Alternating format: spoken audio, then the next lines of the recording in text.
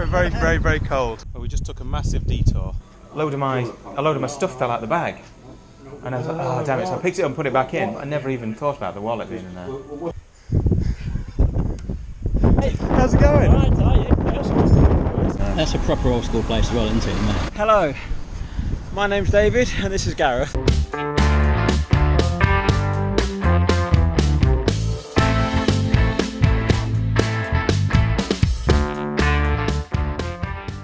Just getting ready to head out to do day 2 on the coast to coast. I sent David ahead for breakfast. I'm going to go meet him for breakfast in a second. Beautiful view here. I think it's going to rain in a little while. After drinking far too much beer the night before and waking up several times during the night full of regret for a poor decision, we both very much appreciated the enforced late breakfast that the hotel provided. Body back, mate. The second day's ride was to be 60 miles from the sleepy village of Appletreewick, where we had stayed the night, to the much livelier city of York. Our research suggested that the first half of the day would be as hilly as the day before, with the second half being much flatter. We were also expecting rain for at least part of the day, but were hoping for some sunshine later. Hey David, are you ready for day 2?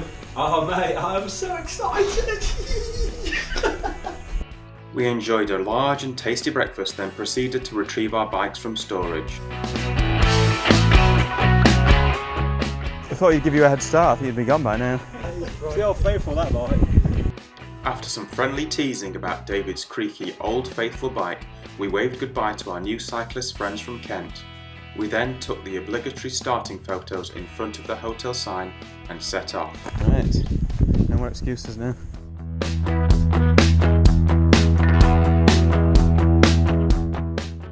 Got a sore bottom.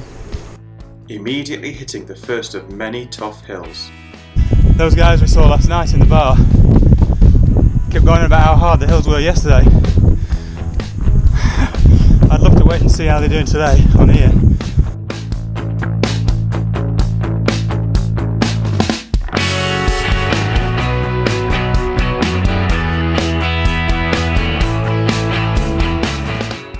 Not long into the day, I began to realise that, unlike me, David will literally talk to anyone, and our first encounter was at the top of the first hill. We met a man who was about to start a day of fell running, but not before David had a chance to enthusiastically tell him the tale of my lost and found wallet from the day before. This gave our friends from Kent a chance to overtake. We tried to catch up but couldn't. However, due to their tendency to get lost, this would not be the last time we saw them. As we continued on, we were very much hoping for some sunshine soon to warm our cold limbs. Come on sunshine, let's have you out now. After another 3 miles or so, as we approached the brow of a long descent, I suddenly heard the words, "Peddlers of the Apocalypse in Yorkshire," and looked down in confusion at myself, wondering if I was wearing our club kit and had somehow forgotten that fact. Peddlers of the Apocalypse in Yorkshire, is that mate? Alright, bloody hell. As I looked up, I saw our friend Matt from home, who just happened to be doing a cycling race in the area. This gave the second of many opportunities for David to enthusiastically tell the lost wallet story. We said our goodbyes and then rode down the enormous hill into the town of Pateley Bridge, all the time feeling great pain for the riders who were having to ride up as part of the race. I took the opportunity to grab a quick snack and top up my drink. I came out of the shop to discover David talking to yet another random stranger. As the day wore on, I started to get used to the idea of chatting with strangers and began to enjoy the extra dimension it gave the whole experience. We continued on for a further 12 miles and both were surprised at how hilly the ride was, especially on tired legs. First half of today is definitely very hilly. Looks like we might be in danger of actually seeing some sunshine as well. Might have to get the sunscreen out. Just gone past Brimham Rocks, I think. A really cool rock formation just over here. The gentle sound of David changing gear. We saw many roadies riding in the opposite direction, some friendly and some not. Sod you then. all presumably part of the sportif that our friend Matt was participating in. That's quite a view. We've just climbed up for what feels like for absolutely forever. Pretty sure we're at the top now.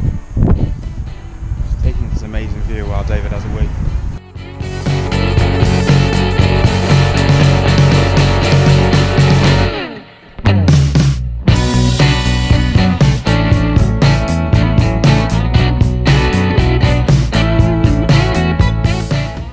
At Hebden Bank, we stopped to have another snack.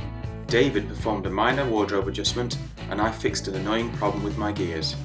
David also made another friend who was really excited to hear about our coast-to-coast ride so far. I was also inspired by David's enthusiasm and outlook, this time about the hotel the night before. What I had considered a fairly bog-standard B&B, I heard David describing as amazing and friendly with a fantastic breakfast. I reckon the hills are all on the first half. After being reassured that the next hill would be our last, we set off in search of Fountains Abbey. Fountains Abbey? Where David tried to talk his way, unsuccessfully, into free entry.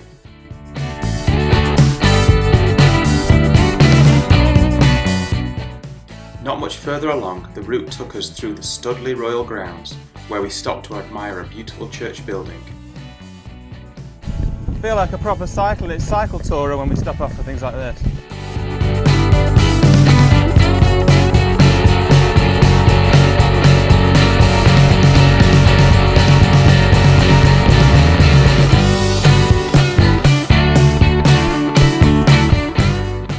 Fountains Abbey and Studley Royal, there you go. The Lamb and Flag. Our next stop, after about 5 miles, was at lunchtime in the city of Ripon, where I suddenly had an urge to find a chippy. You know what I really fancy? A chippy. Well, we're in Ripon and we're on the hunt out for a chippy. We rode round and round, blinded by hunger looking. We almost gave up before eventually finding a great chip shop slightly off the beaten track. Yay! You can tell we're doing a healthy coast to coast. Yeah. Hey, we're taking the opportunity to load up on calories. Yeah. Cheers. See ya. That's a proper old school place as well, isn't it? Yeah, thanks very much. Cheers. We learned to never underestimate the raging hunger caused by long distance cycling, and David demonstrated this by heading to Thomas and Baker, the posh Yorkshire alternative to Greggs, straight after we finished our chips. Here we again bumped into the group from Kent, who had managed to get lost and arrived in Ripon behind us.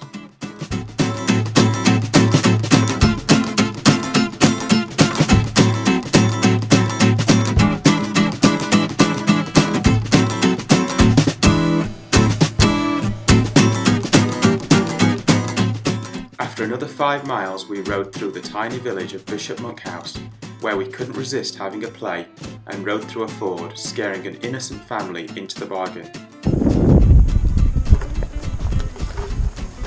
Just looking for the gents' toilets. Sweet relief. I've got sore knees and sore wrists, so I'm just taking some paracetamol. Hopefully that'll help. Not long after, we were delighted to see the sun had finally come out as promised, and we both started to thaw. I thought I'd better just capture this moment on film because it's actually sunny. I feel like I'm thawing out. It's so cold before. Yeah, so considering the forecast, I think we've done remarkably well, David. And no rain at all today, the forecast is 2 hours rain. Yeah. It's wonderful. Yeah. But just half an hour ago I was freezing cold, but now the sun's out. Lovely. David's just going to try and get some water from this campsite. Oh, there's the wedding.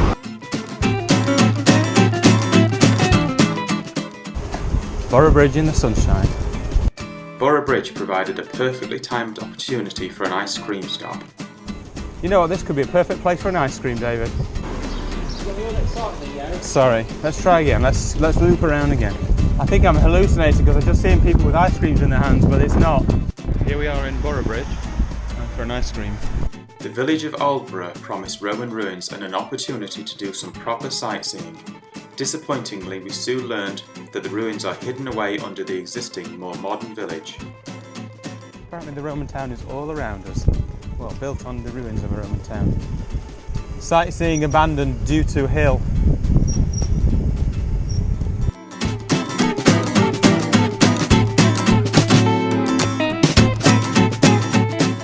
Well, the second half of the ride is very different to the first half. The sun's shining and it's really, really flat. It always amazes me what small things provide excitement for cyclists, and in this case it was cycling across a toll bridge at Aldwalk. Toll bridge, you got free for cyclists. Thought we were going to have to get 50p out or something there. Whoa! I drank so much of this stuff, I think I'm sweating sugar. About 10 miles to go, but no sign of York yet. When we were about 10 miles outside of York, we were caught again by the boys from Kent, who easily overtook us on their road bikes and left us behind. I feel a bit embarrassed now after all the talk last night over beers.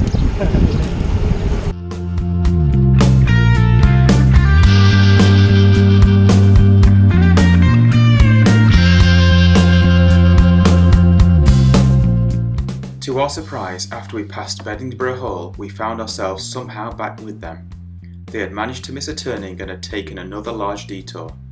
It was at this point that David decided that we needed to save face as hardened cyclists, and we engaged in an impromptu race.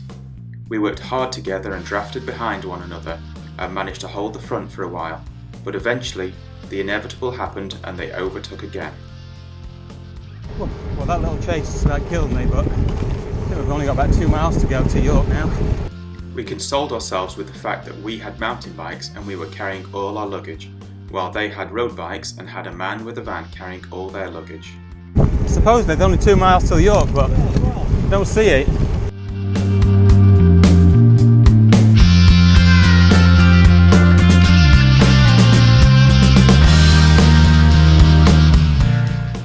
On the final 2 miles into York, the route turned from road onto a beautiful cycle path along the river.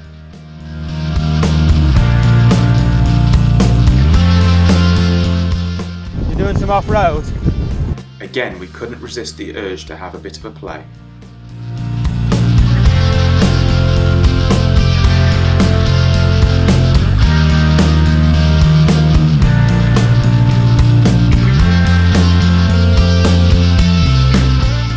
We could tell we were getting closer to York as the path became extremely busy with walkers, making it very hard to keep riding.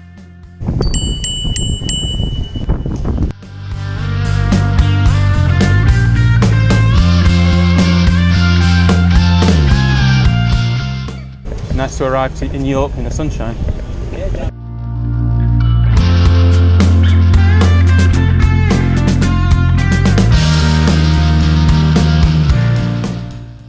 Finally, we made our approach into the city of York and rode toward the stunning Minster. This provided the backdrop for an important photo opportunity to document what I thought would be the end of the second day of riding. Hey, shall I ask somebody to take a picture of us both? Complete stranger. We'd trust it. Probably. Thank you. Very much. Appreciate that. Brilliant. Cheers. To my dismay, we ended up riding round and around the city in circles for another 5 miles, with David claiming he knew the location of the hotel and I had no map. By the time we eventually found our hotel, I had completely run out of energy and was pretty close to a sense of humour failure. I wolfed down a chocolate bar and was able to be pleasant as we checked in. We wheeled our bikes to a strange outdoor courtyard in the middle of the hotel, then headed to our room, where David realised it was the exact same room he had stayed in 2 years earlier. I don't believe it. What? I'm pretty sure. You're in the same room? Yeah. Oh, mate. Is it the same room you were in before? Well, time to go out into York and go out on the town. We showered and headed out enthusiastically into York in search of beer and food, in that order. After a couple of pints, David commented that he couldn't believe that everyone in York was so drunk so early in the evening. Pretty soon, after finding a great pub by the river with cheap real ale, we had joined them. So, Gareth. Yes. What do you reckon to the coast to coast so far? Bloody brilliant, mate. Would you do it again? Tomorrow. Would you? I'm doing it tomorrow. Are you? Oh, you are. What's your favourite bit so far? All of it. You enjoyed it? Yeah. What do you think to York? I feel too old. This is David Armay reporting over now. If we were to do this again, what would we do differently? We wouldn't cycle spend the whole day in York drinking. If I was to do it again, I'd bring some warm clothing. Warm clothing? Why? I'm bloody freezing. Have you enjoyed the banter? Of course. Have you enjoyed the strange things that have happened, like your wallet, Matt, probably whatever's going to happen tomorrow? Yeah, very much. Have you enjoyed the ice cream? Yep. We had a disappointing meal at Cosmos, a quick drunken tour of the city wall, and headed back to the hotel bar. Hello, my name's David and this is Gareth. We've had a few drinks. He has. I haven't. This is York. And this is Gareth. Yeah. No, I'm not Gareth, that's Gareth.